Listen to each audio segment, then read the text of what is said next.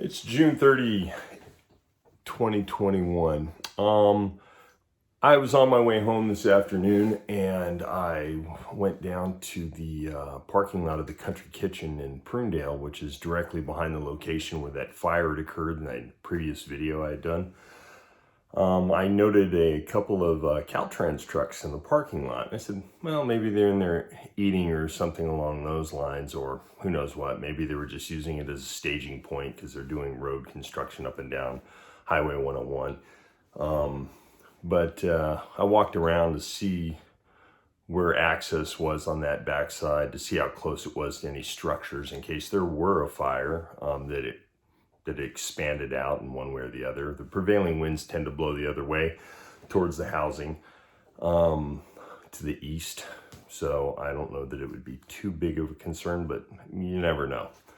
So anyways, I saw a couple of gentlemen get into their trucks and I waved the guy down. I went over and I spoke with him for a minute. And I said, well, what or who do I need to talk to about eliminating the homeless encampment that's up in the brush? And he says, well, that's why I'm here. Apparently he's a supervisor and he didn't give me his name, but he was in a Caltrans truck. And I told him what my feelings were on it. And he says, well, we're on the same page, but Governor Gavin Newsom has ordered Caltrans not to clean up any of these encampments.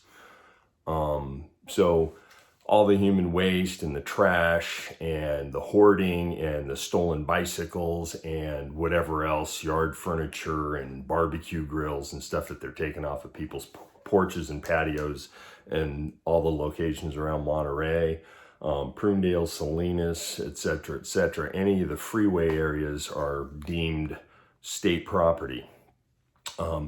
He is trying to find a way with the fire that occurred, to do some clearing or something along those lines. I guess that would make it so that they were more exposed and out in the open and they couldn't use those areas to hide in.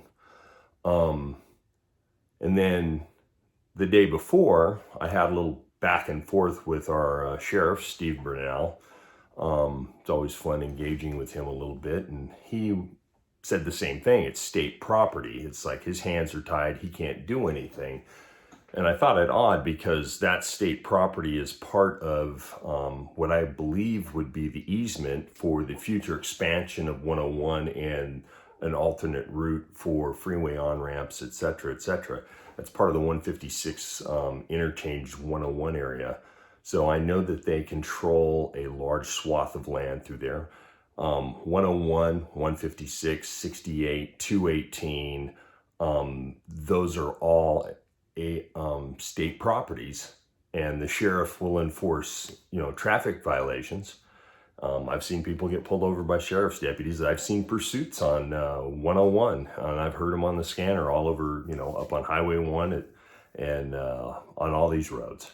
So it's not that he won't enforce it or can't enforce it. I think the cleanup aspect is probably part of the problem, but I would think going in and violating people's probation. There we go again. Yeah, probation, that won't do you any good.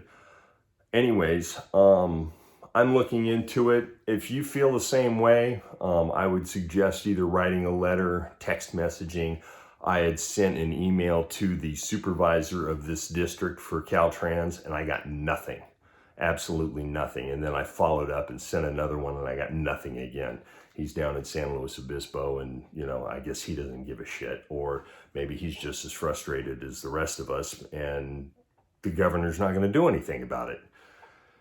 Anyway, so when you see all this crap on the side of the road, you can say thank you to the Democrats that are running the state of California, because they don't give a shit about the environment and they don't give a crap about any of the people that are down there dumping and the human waste and the rotten food and, the environmental damage and whatnot that they're doing, and the eyesores and the potential for fires. Speaking of fires, I was just reading a story that 80% of the fire calls in Los Angeles County for fires was due to homeless encampments. So you take that into consideration in the drought that we're having right now And you just remember that when you come around and elect somebody the next time out. I'm not seeing the Republicans putting up anybody that's stellar at this point either. That nobody that really wants to tackle this problem.